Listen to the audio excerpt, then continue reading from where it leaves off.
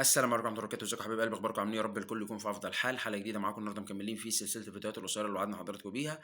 هنتكلم النهارده في حلقة جديدة زي ما بنقول بعنوان سؤال او حاجات من اللي بتجيلي في العيادة، وايه بقول لحضراتكم عشان لو عندك حاجة زي كده متشكك او متردد، يعني ايه ربنا يكرمنا ونفصل لك الإجابة بإذن الله. بس انا عايز اتفق لحاجة جديدة نضيفها في الحلقات من النهارده بإذن الله. عايزين نذكر نفسنا دايما كل يوم بآية اقراها مع حضراتكم هنا من كتاب الله عز وجل، بحيث ان احنا ايه نعرف ان احنا طول ما احنا موجودين في الدنيا العلوم الدنيوية اللي موجودة دي كلها بيخدمها ربنا عز وجل. والله هو المهيمن وهو القادر وهو المالك لكل شيء وهو الفاعل الحقيقي لأي شيء في هذه الأرض. مهما الإنسان وصل لتطور والحداثة، حتى بتلاقي في ناس في قمة العلم وفي قمة التطور ومع ذلك بتبص تلاقيه مثلا بيعمل حاجات كتيرة ضد منهج الله سبحانه وتعالى.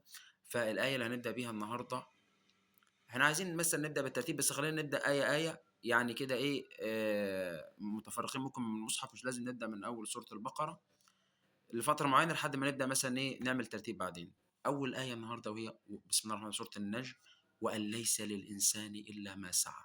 الحتة دي نحطها في أذهاننا، إن الجملة دي أنت هتطبقها في أمريكا، هتطبقها في مصر، في دول فقيرة، في دول متقدمة، في أي حتة، في دول متوسطة الدخل أو محدودة الدخل.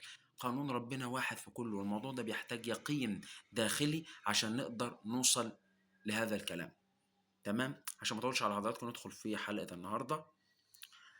آه، لو انت عندك ضرس عقل عايز تخلعه زي الحالات اللي بيجي لي ساعات، ضرس العقل ده هو يعتبر اصعب الحالات اللي ممكن تدخلها في الدروس، لان ساعات بيضطر ان في بعض الحالات المعينه بيكون الضرس مايل، بيكون الضرس ممكن لامس العصب، فبتكون لازم تتدخل جراحيا فيه عشان تقدر انك انت ايه تنقذ هذا الموضوع. طيب، انا باقي الدروس عايز اقول لك من نادر جدا ان انا افتح ضرس عشان اطلعه جراحه مثلا في الدروس العاديه والسنان اللي قدامه كده، الا دروس العقل عشان ليها حالات كتير بتبقى مختلفه.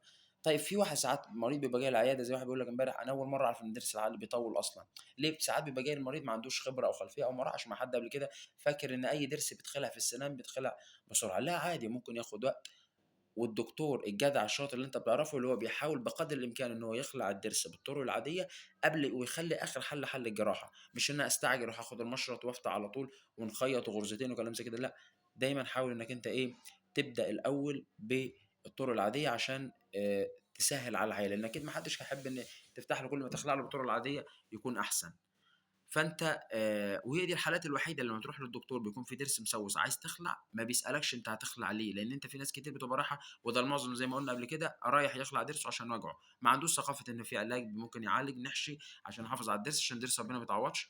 بس ضروس العقل اول ما بتكون مسوسه وفيها الم خلاص بتخلع فورا، مش محتاج ان ليه كده كده مش هيفيدني في حاجه. هو اصلا يعني ايه دايما في غالب الحالات بيتخلع. يعني عايز اقول لك في الحالات الاقل اللي هو ايه بيساب، طالما في الم وفي تسوس كده في ايه بالشرع على طول. اشوفكم الحلقه الجايه، والسلام عليكم ورحمه الله وبركاته.